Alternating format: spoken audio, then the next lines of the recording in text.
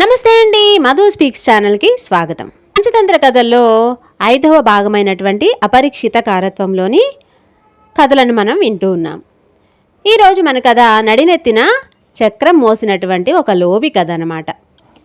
ఈ లోబి ఎవరు, నడినెత్తిన చక్రం మోస్తూ ఉండాల్సిన అవసరం ఏమొచ్చింది అనేది మనం ఈరోజు కథలో తెలుసుకుందాం. ఒక గ్రామంలో 4 యువకులు ఉంటూ ఉండేవాళ్ళు. వారికి పక్క గ్రామంలో ఒక మహర్షి వచ్చున్నాడని తెలిసిందనమాట. వీరంతా కూడా చాలా పేదరికంలో ఉన్నారు, ఈ 4 కూడా. వాళ్ళందరూ కూడా ఆ మహర్షి దగ్గరికి వెళ్ళి, మహాత్మా, మేము చాలా దరిద్రాన్ని అనుభవిస్తూ ఉన్నాము, ఆ దారిద్ర్యం తొలగిపోయేటువంటి ఏదైనా ఉపాయం ఉంటే చెప్పమని వేడుకున్నారన్నమాట.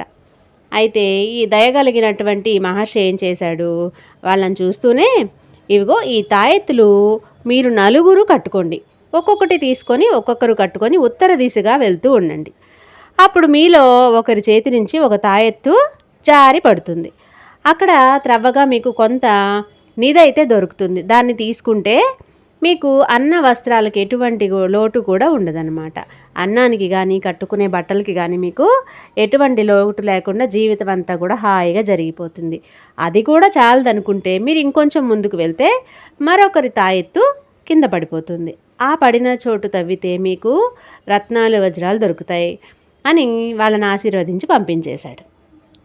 ఈ మహర్షి చెప్పినట్లుగానే నడుచుకుంటూ వెళ్తూ ఉంటే మొదటి వాడి చేతిలోని తాయెత్తు కింద పడిందనమాట. అక్కడ వాళ్ళు తవ్వి చూశారు. చూస్తే రాగి ముద్దలతో ఉన్నటువంటి ఒక పాత్ర లభించింది. దాన్ని చూసి మొదటివాడు, నా తాయెత్తు కింద పడి నాకు ఈ సొమ్ము లభించింది, దీంతో నేను సుఖంగా బతుకుతాను, మీరు మీ తాయెత్తులతో ముందుకెళ్ళండి అన్నాడు. సరే, ఈ మిగిలిన 3 కూడా అలాగే అంటూ అక్కడి నుంచి బయలుదేరి ముందుకు నడుస్తూ ఉన్నారు. కొంత దూరం వెళ్ళగానే ఈ 2వ వాడి చేతిలోని తాయెత్తు కింద పడింది. అక్కడ తవ్వి చూస్తే వెండి బయటపడింది అనమాట. ఒక బిందె నిండా కూడా వెండి బయటపడింది. దాన్ని చూసి ఎవరికైతే దొరికిందో ఈ 2వ వాడు, మనం దీన్ని సమానంగా పంచుకొని వెళ్దాము అన్నాడు. కానీ మిగిలిన 2 అందుకు ఒప్పుకోలేదన్నమాట. ఎవరికి దొరికింది వాళ్ళదే కాబట్టి నీకు దొరికింది నువ్వు తీసుకొని వెళ్ళిపోయి ఇక్కడి నుంచి అని చెప్పేసి అన్నారు. సరేలే అని చెప్పి 2వ వాడు హాయిగా వెండి తీసుకొని వెళ్ళిపోయాడు అనమాట. మిగిలిన 2 కూడా ఇంకొంచెం దూరం వెళ్తూ ఉండగా ఆ 2లో 3వ వాడి తాయెత్తు కింద పడింది. అక్కడ తవ్వి చూస్తే బంగారంతో నిండినటువంటి ఒక బిందె కనిపించింది. అప్పుడు 3వ వాడు అన్నాడు, సరే మనకి చాలా బంగారం దొరికింది కదా, మన ఇద్దరం దీన్ని సమానంగా పంచుకొని వెళ్దాము అని నచ్చజెప్పాడు. అప్పుడు 4వ వాడు, ఏం అవసరం లేదు, నీకు దొరికిన బంగారంతో నువ్వు వెళ్ళు అని చెప్పేసి అన్నాడు. అయితే ఈ 3వ వాడు అన్నాడు, నీతో రావటం నాకు ఇష్టం లేదు, కానీ నువ్వు ఏ కష్టాల పాలవుతావో అని నాకు భయంగా ఉంది, అందుకే నిన్ను అనుసరించి నీతో పాటు వస్తానని 3వ వాడు కూడా ఏం చేశాడంటే వెళ్ళిపోకుండా ఈ 4వ వాడితో బయలుదేరి వెళ్తూ ఉన్నారు. అలా వెళ్తూ ఉంటే చివరికి ఈ 4వ వాడి చేతిలోని తాయెత్తు ఒక చోట కింద పడిందనమాట. అక్కడ త్రవ్వగా ఒక సొరంగం కనపడింది లోపలికి. దానికి మెట్లున్నాయి.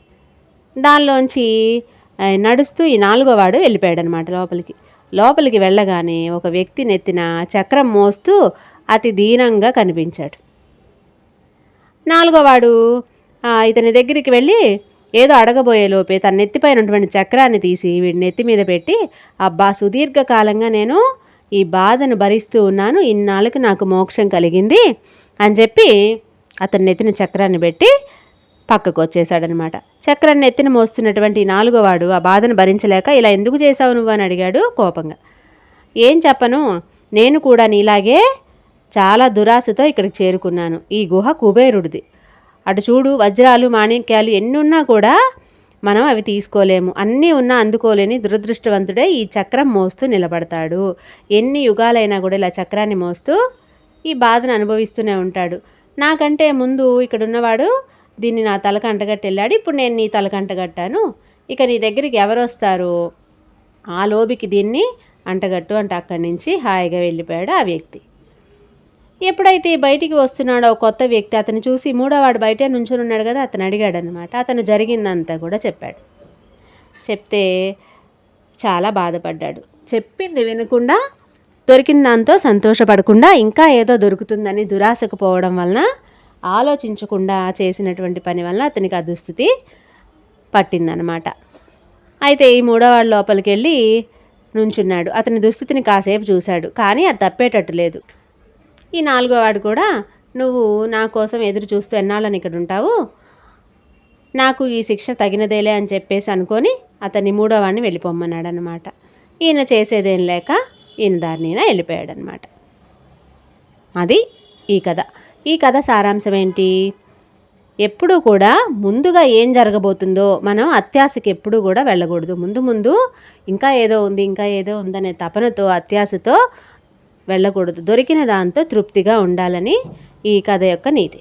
ఈ కథ నచ్చిందా? నచ్చితే లైక్ చేయండి, షేర్ చేయండి. కొత్త వాళ్ళు ఎవరైనా చూస్తూ ఉంటే మధు స్పీక్స్ ఛానల్ని సబ్స్క్రైబ్ చేసుకోవడం మర్చిపోకండి. సెలవా మరి.